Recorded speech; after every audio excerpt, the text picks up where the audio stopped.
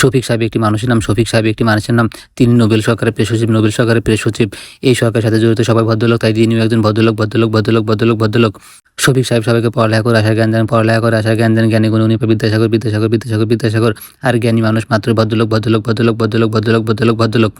পৃথিবীর একমাত্র ভদ্রলোক যিনি পেশার গ্রুপ আর মব এর আসল পার্থক্য বুঝতে পারেন। পেশার গ্রুপ আর মব, মব আর পেশা গ্রুপ বুঝতে পারা মানে ভদ্রলোক। উনি পৃথিবীর একমাত্র ব্যক্তি যার মাথা ছাড়াও টুনটুনি ও ঝুনঝুনিতে বুদ্ধি আছে। বলেছেন গোলাম মোল্লা রনি। তার অনেক বুদ্ধি, তাই তিনি ভদ্রলোক।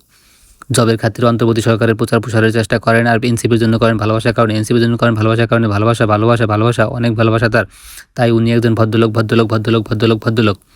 অনেকে তাকে কিছুটা বাচাল কিসিমের মনে করেন, কিন্তু তিনি এসবে পাত্তা দেন না। কথা বলতে থাকেন। তাই তিনি একজন ভদ্রলোক।